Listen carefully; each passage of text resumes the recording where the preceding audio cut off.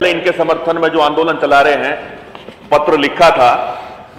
मान्यवर, मैं सरकार से पूछना चाहता हूं आपके माध्यम से, जब भारत के 5 राज्य राजस्थान, छत्तीसगढ़, झारखंड, हिमाचल प्रदेश, पंजाब में पुरानी पेंशन बहाल कर दी गई है और कर्नाटक में बहाल करने की तैयारी, तो आपके यहां क्या दिक्कत है? कर्मचारी तो आपका भी वोटर हो सकता है, हमारा भी हो सकता है, क्या इस पे सरकार गंभीरता से विचार करेगी?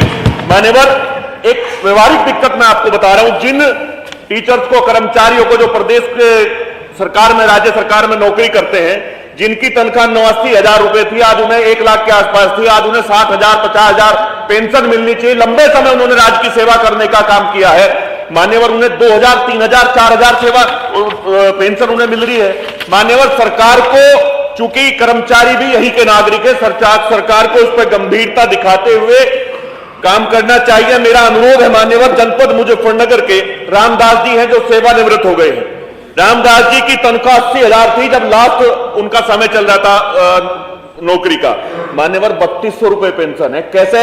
एक व्यवहारिक दिक्कत और ज्यादा है, जो जीवन भर जिसने नौकरी की हो, मान्यवर, प्रदेश के नागरिक हैं, उनके बच्चे भी ये सोचते हैं कि आज ये कंगाल है, उनका सम्मान कम होता है। इस पर गंभीरता से सरकार विचार करेगी या नहीं?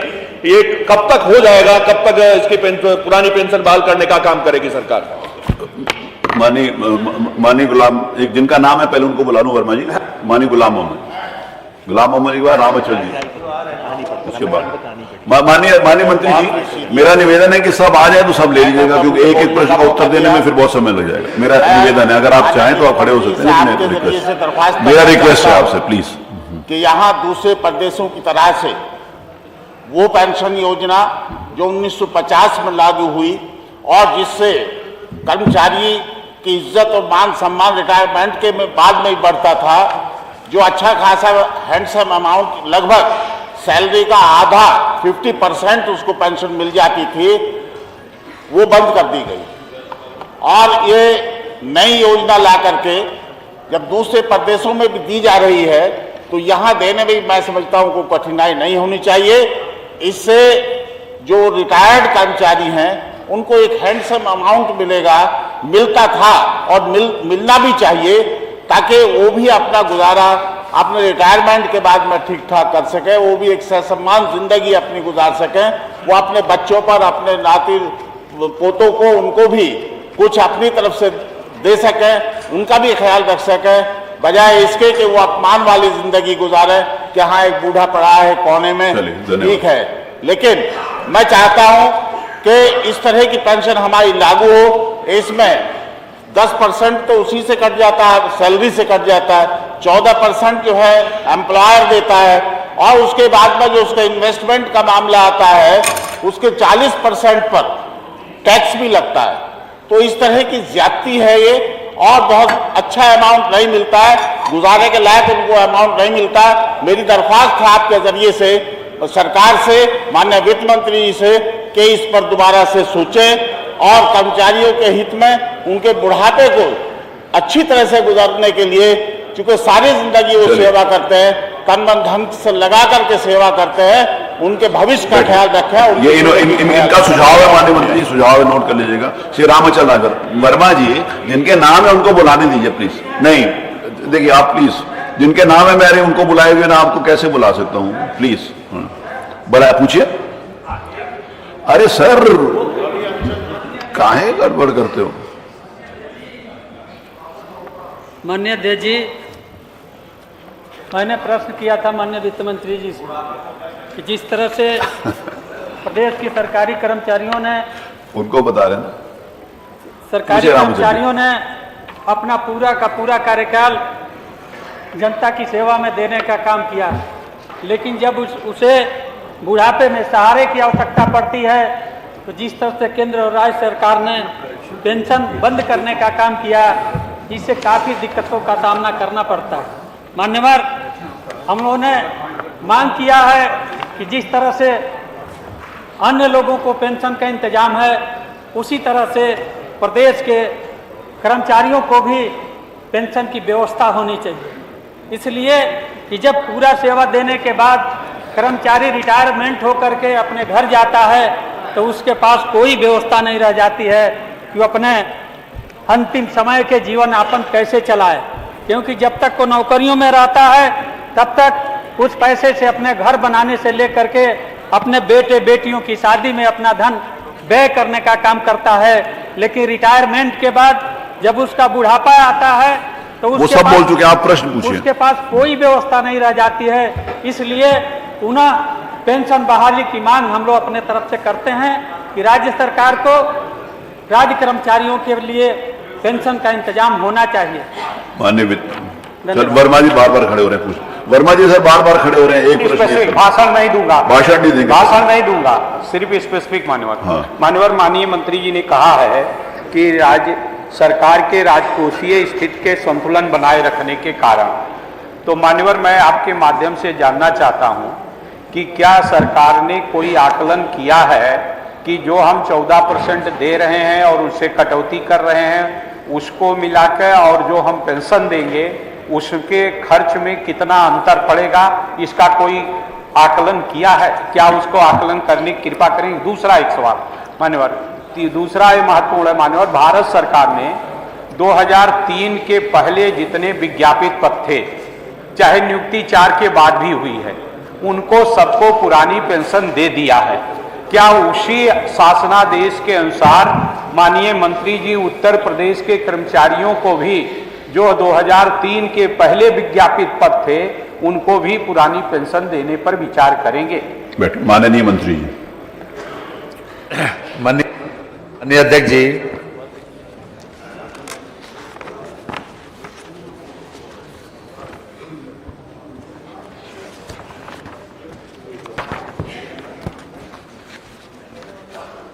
नई पेंशन और पुरानी पेंशन के बारे में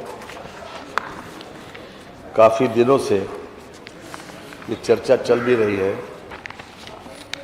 लेकिन मान्यवर 1-4-5 से उत्तर प्रदेश में ये लागू है।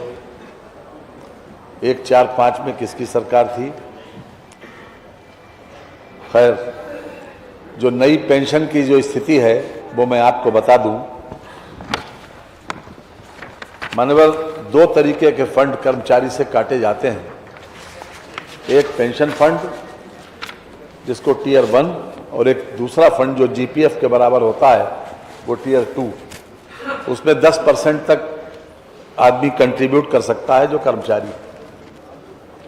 इसके पहले 2019 में जब ये बात आई थी तब जिस समय ये योजना बनी थी उस समय ये कहा गया था कि 10% कंट्रीब्यूशन कर्मचारी का होगा और 10% जो है एम्प्लॉयर का होगा, अर्थात सरकार का होगा या जो भी एम्प्लॉयर होगा उसका होगा। लेकिन बाद में 2019 में इसको बढ़ाकर सरकार की तरफ से जो कर्मचारी का कंट्रीब्यूशन था वो 10% ही रहा और सरकार ने कर्मचारियों के हित में इसको बढ़ाकर 14% कर दिया। योगी सरकार ने ही उस समय निर्णय लिया था। साथ ही साथ इसमें वो पूरी सुविधा है जो 10% जीपीएफ के बराबर कटता था कि कर्मचारी जब चाहे उसको विड्रा कर सकता है, उसमें किसी प्रकार की कोई परेशानी नहीं है। जब जिस समय वार्ता हुई थी नई पेंशन और पुरानी पेंशन की स्कीम के बारे में 2019 में, तब उस समय मैं भी था। उस समय कर्मचारी नेताओं ने ये मांग की थी कि हमें 8% जो निश्चित है उसके ऊपर इंटरेस्ट या जो भी उसका प्रॉफिट है वो मिल जाए। आज मैं मान्यवर इस बात को आपके माध्यम से सदन को अवगत कराना चाहता हूं कि जिस दिन से ये पेंशन आई है, पिछले 10 वर्षों का अगर हम एवरेज देखें तो 9.37% उनको 9.32% उन लोगों को उसका इंटरेस्ट या प्रॉफिट मिल रहा है जो 8% मांग रहे थे वार्ता में। इसके साथ मान्यवर जो चीजें हम दे रहे हैं नई पेंशन में, ग्रेच्युटी की व्यवस्था यथावत है, उसमें कोई परिवर्तन नहीं है मान्यवर। अवकाश नकदीकरण की व्यवस्था यथावत है। सामूहिक बीमा की व्यवस्था यथावत है जो पुरानी पेंशन में थी। इसके साथ जो चिकित्सा व्ययपूर्ति जो है उसका शासनादेश जल्दी हो जाएगा, उसके एज ए पॉलिसी वो निर्णय हो चुका है। तो मेरा कहने का तात्पर्य यह है कि हम किसी भी तरीके से जो नई पेंशन स्कीम है उसमें इनको प्रॉफिट कम नहीं है। वो इस उद्देश्य से बनाया गया था कि कर्मचारियों को किसी प्रकार से नुकसान में न रहे। और उसके जो फंड मैनेजर है 85% पैसा इनका गवर्नमेंट सिक्योरिटीज में इन्वेस्ट होता है, मात्र 15% पैसा जो है वो ऐसे फंड मैनेजरों के हाथ में है कि जो किसी प्रकार से जिनके ऊपर न तो शंका की जा सकती है और न ही उनसे ये उम्मीद की जा सकती है कि उन किसी प्रकार से कर्मचारियों के अहित में काम करेंगे। तो 85% तो गवर्नमेंट के सिक्योरिटीज में, उसमें किसी प्रकार का कोई हीला वाला नहीं। जो 15% के फंड मैनेजर हैं वो ये हैं भारतीय state bank pension fund private limited, Bharatiya Jeevan बीमा पेंशन फंड लिमिटेड तथा यूटीआई रिटायरमेंट सॉल्यूशंस लिमिटेड। ये 3 लोग हैं जो इस 15% को, यानी जो भी कर्मचारियों का न्यू पेंशन स्कीम के तहत जो भी पैसा कंट्रीब्यूट होता है उनको मात्र 15%, 85% तो गवर्नमेंट सिक्योरिटीज में जाता है, वो सिक्योर्ड है पूरी तरीके से। 15% पैसा जो है ये इन फंड मैनेजरों के माध्यम से उन ऐसी कंपनीज में लगाया जाता है कि जिसमें सिर्फ प्रॉफिट होने की उम्मीद 99% है। अब नहीं, चूंकि सुनिए पूरा हमने बोले नहीं, बीच में तो हम आपको सभी लोगों को अवसर दिया, सुनिए पूरा। जिस समय ये व्यवस्था लागू हुई थी उस समय त्रिपुरा इसमें शामिल नहीं था। आज 2018 से त्रिपुरा भी नई पेंशन स्कीम में शामिल हो गया। इसके सुन लें पूरी बात। इसके अलावा मानवर जो हमारे कर्मचारी हैं, हमारे 5,59,000 कर्मचारी अभी तक नई पेंशन स्कीम में रजिस्टर्ड हो जाए, जो शासकीय कर्मचारी हैं, सरकार के कर्मचारी हैं। इसके अतिरिक्त शिक्षण संस्थाओं के तथा स्वायत्त शासी संस्थाओं के जो कर्मचारी हैं वो 3,66,000 लोग इस नई पेंशन स्कीम में रजिस्टर हो चुके हैं मानवर।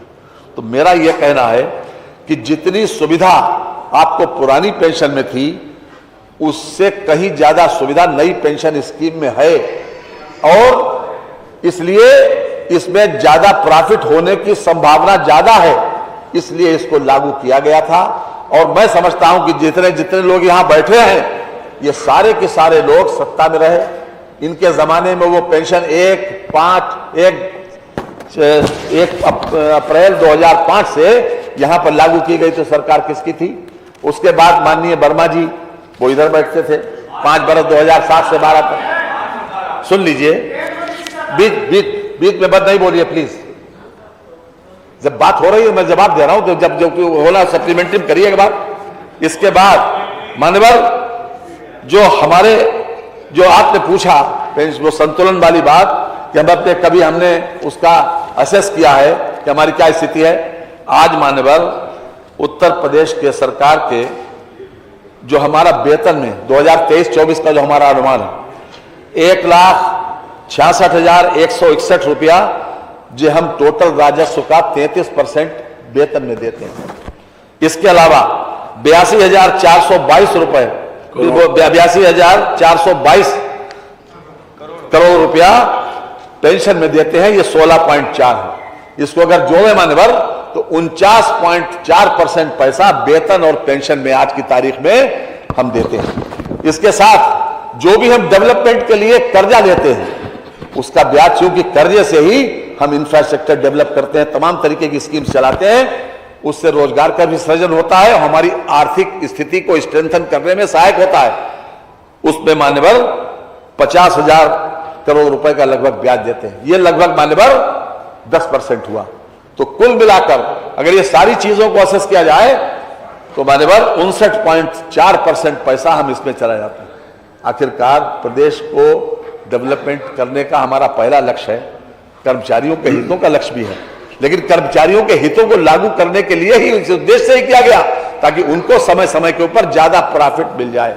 और अभी तक का जो प्रॉफिट है 8% के स्थान पर 9.32% जो उसका अलग अलग फंड बता दें आपको जिसमें जमा किया, जो SBI PF में जमा किया गया था उसमें 9.28 मिला, जो LIC PF में जमा किया गया था उसमें 9.36 मिला, जो UTI में जमा किया गया था उसका 9.32 मिला।